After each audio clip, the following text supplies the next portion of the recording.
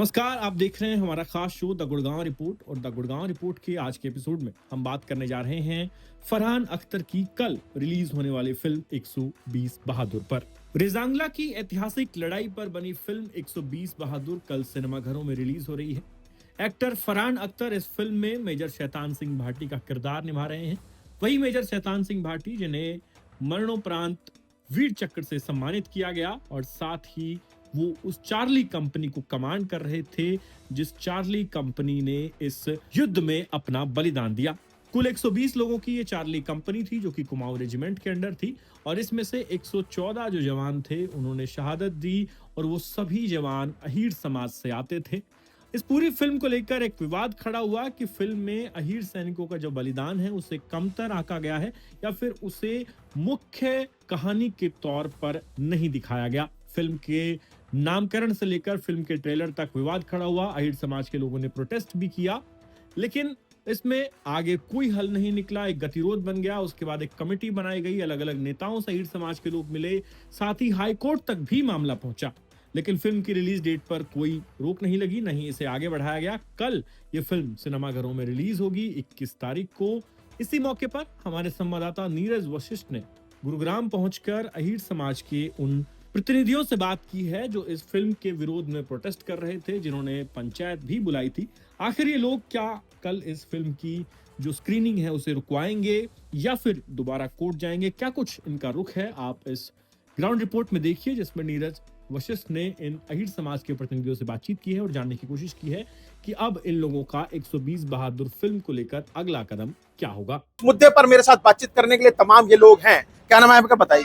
महेंद्र सिंह नाम है मेरा। महेंद्र जी, कोर्ट में याचिका लगाई थी, क्या कुछ वो याचिका थी और क्या कुछ उस याचिका पर कोर्ट ने संज्ञान लिया? हमारी मुख्य जो याचिका थी वो इस चीज पर आधारित थी कि रेजांगला का जो युद्ध लगा गया था चाइना का, उसमें 3000 सैनिकों में से 1331 लोग तो उन्होंने मारे थे, 120 लोगों ने, और ये वर्ल्ड के 10 वॉर में से शामिल है। और ये चाइना में भी इस चीज का जिक्र होता है कि भाई वर्ल्ड के 10 वॉर में से ये जो यादव कम्युनिटी थी इन्होंने वाकई में शौर्य का काम किया। कोर्ट का बताइए। कोर्ट में इन्होंने ये कहा कि भाई ये जो फिल्म वाले हैं ये सत्यता, ये कह रहे हैं कि भाई हमें सत्यता की बात है। तो हमने कहा कि हमने ट्रेलर देखा और उसमें कोई सत्य नहीं है। सच्ची घटना पर आधारित इस तरह से दिखाया जाता है फिल्म को। हाँ, वो सत्य घटनाओं को बता रहे थे। जब हमने ट्रेलर देखा तो सत्य घटनाओं पे नहीं थी। इस बारे में हम उसके लिए हमने उनको नोटिस किया, सेंसर बोर्ड को भी किया और हाई कोर्ट का भी रुख किया। हाई कोर्ट ने ये कहा कि भाई हम जो है इसको बिल्कुल संज्ञान में लेते हैं, बट जो ये थे के नाम सेंसर बोर्ड वाले, उनका एक एडवोकेट ने कहा कि हमने इसमें एक कमेटी बना दी है 5 लोगों की, जिसमें रिटायर ब्रिगेडियर जो 13 कुमाऊं से चार्ली रेजिमेंट से ताल्लुक रखते थे उसकी अध्यक्षता में बनाई है। तो कोर्ट ने ये ऑर्डर किया कि भाई इस कमेटी का निर्णय 2 दिन में ही होना चाहिए। तो 2 दिन में यानी 17 तारीख से 19 तारीख को 19 तारीख हमारी दिल्ली हाई कोर्ट में लगी हुई थी। दिल्ली हाई कोर्ट ने कहा ना कि इतिहास से छेड़छाड़ करना तो गलत बात है। तो उन्होंने जो उनके CBFC के जो लॉयर थे, यूनियन ऑफ इंडिया ने कहा कि हमारा कोई वो नहीं बनता, हमारा तो जो जैसा करो, हमें नाम से कोई आपत्ति नहीं है। तो अब क्या वो आपत्ति जो थी वो दूर हुई? क्या फिल्म निर्माता इसको शामिल करने में, जो तमाम अहीर सैनिक थे उनके नामों को शामिल करने के लिए राजी हुआ? क्या वो उसको राजी होगा? सेंसर बोर्ड ने उनको नोटिस दे दिया कि भाई ये जो सारे जितने भी जो शहीद है उनको विद डेजिग्नेशन और विद कास्ट दिखाओ, ये कोर्ट ने ऑर्डर किया है। आप कैसे देखते हैं इस फैसले को? लगातार आप प्रदर्शन कर रहे थे, महापंचायत कर रहे थे, केंद्रीय मंत्रियों से मिल रहे थे, राव इंद्रजीत से मिले, केंद्रीय मंत्री भूपेंद्र यादव से मिले, फिर मनोहर लाल खट्टर जी से मिले, कैसे देखते हैं इस? हम ये देखते हैं कि जो अभी तक ये किया, जो अभी अपने महेंद्र जी ने बताया है वो सत्य बताया है कि कोर्ट के तहत जब हम कोर्ट में गए तो इन्होंने मजबूरन हमारा नाम ले रहे हैं, यानी पहले ऐसे ही आउट कर रहे थे। और 1962 में यदि यादवों की 117 जवान नहीं होते तो 2-3 हजार किलोमीटर में घुस जाते और हमें हार का मेजर शैतान सिंह के देखरेख में वो युद्ध लड़ा गया था। मेजर शैतान सिंह कैप्टन थे उस बटालियन के। आप कैसे देखते हैं कि मेजर शैतान सिंह तो है फिल्म के अंदर? मेजर शैतान सिंह कैप्टन थे भाई, नीचे से गई थी, वापिस हट जाओ। वहाँ मेजर शैतान सिंह नहीं थे, 117 वीर रही, 120 जो जवान थे वो सारे अपने आप में कैप्टन थे, और 117 वीर हीरो ने वहाँ अपना बलिदान दिया, और वो कैप्टन थे। उन्होंने कहा हम लड़ेंगे, गांव में जाकर क्या कहेंगे। अगर मेजर शैतान सिंह तो नीचे से ऑर्डर गया था हाई कमान से, आप वापिस आ जाओ, उनसे वापिस आने के लिए कहा था। ये तो हम कहते हैं वर्ल्ड की 8वीं लड़ाई है हमारी, और इसको अगर सम्मान नहीं दे रहे, और जो राजनाथ सिंह ने ऐसा ट्वीट किया है, हम तो बोलना नहीं चाहते किसी के बारे में, पर राजनाथ सिंह ने 120 वहीर के बारे में बलिदान दिवस मनाता, कल एक शैतान सिंह के बारे में मनाया है। तो भाई हम तो ये कहना चाहते हैं, क्या क्यों करके तो हम बोल सकते हैं, पर इतना लंबा कहने से कोई फायदा नहीं है। वहाँ केवल 120 वीर हीर ही जो कैप्टन थे, हम मेजर शैतान सिंह को कैप्टन नहीं मानते। उसकी पब्लिकली हाई कमान की तरफ से मेजर कैप्टन थे, पर रामचंद्र ने खुद अपनी जुबान ने कहा कि मेजर ने कह दिया था नीचे चलो। उसके बाद 117 वीर रही, 120 जवानों ने कैप्टनशिप संभाली है वहाँ। 120 जवानों ने तो चाइना के बॉर्डर पर युद्ध लड़ा था, रेजांगला दर्रा के पास, और एक युद्ध आप लोग लड़ रहे थे। क्या लगता है कि जो युद्ध लड़ रहे थे आप अरुण, उसमें सफल हो पाए आप लोग? देखिए, पहले एक गाना बना हुआ था कि है मेरे वतन के लोगों, कोई जाट, कोई सिख, कोई मराठा, मतलब उसमें तमाम नाम, कोई सिख, कोई जाट, मराठा, लता मंगेशकर जी द्वारा बोल दिए गए थे। उसमें लोगों को पता ही नहीं चला था कि भाई किन लोगों ने शहादत दी, कौन लोग है, सबका इतिहास को दबा दिया गया। अब जब ये फिल्म आई और समाज इसके विरोध में उतरा कि भाई फिर अत्याचार हमारे साथ हो गया, तो उससे पूरे इस युद्ध लड़ने से पूरे देश के अंदर 36 बिरादरी के भाइयों को पता लग गया, और पूरे देश के अंदर यादवों को भी पता लग गया, जो हमारे कौम के भी जो लोग जागरूक नहीं थे, या जो भी कोई जागरूक नहीं थे, कि भाई ये पूरे अहीर थे।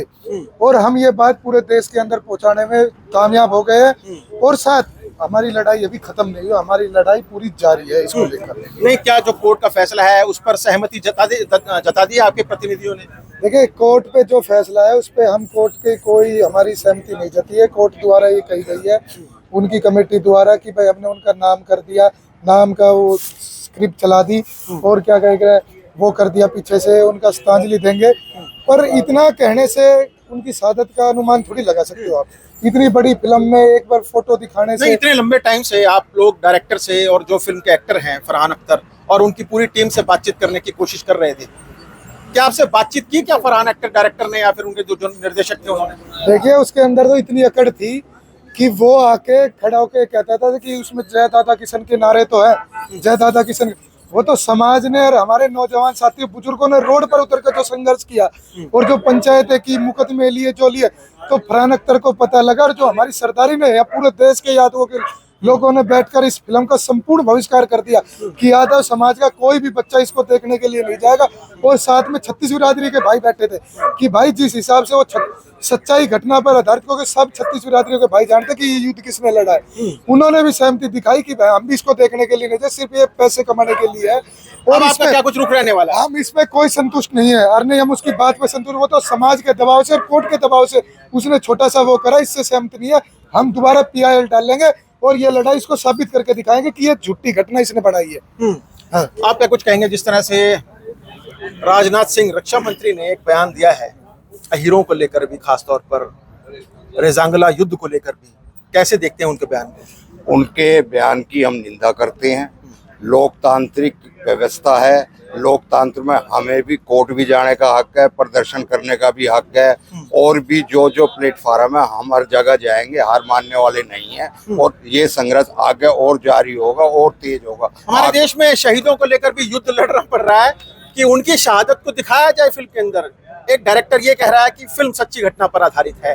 जब वो कोर्ट में गया तो कोर्ट ने फटकार लगाई कि सच्ची घटना पर आधारित कैसे हो सकती है, जबकि आपने उन वीर हीरो का नाम इस फिल्म के अंदर नहीं लिया। हाँ जी, वीर अहीर ये 2 अक्षर लिख दे तो कोई दिक्कत ही नहीं थी। इस गाने में भी नहीं लगा, ये आगे लगाया हमने फिर बाद में अहीर बाद में लगाए। तो ये जरा एक बार पर्चा देखिए आप, इस पर्चे पे दिखा है कि सरहद पर मरने वाला हर वीर था भारतवासी, जो खून गिरा पर्वत पर वो खून था हिंदुस्तानी, जो शहीद हुए हैं उनकी, यानी 1962 के उस रेजांगला युद्ध के बाद लता मंगेशकर ने ये नगमा गुनगुनाया था, और इस नगमे के बाद हर उस भारतवासी के दिल में कहीं ना कहीं प्यार उमड़ता है, एक राष्ट्र भावना की उमड़ती है। और कहीं ना कहीं आप कैसे देखते हैं फिर इस चीज को? देखते ये कोई झूठी बात तो है नहीं, बिल्कुल सत्य है और लिखित में सरकार के उसमें रिकॉर्ड में है, कोई बढ़ावटी है नहीं। अब देखो हमारे साथ धोखा हो रहा है, राजनीति लगा ले कैसे भी लगा लो, तो ये कोई झूठी बात नहीं।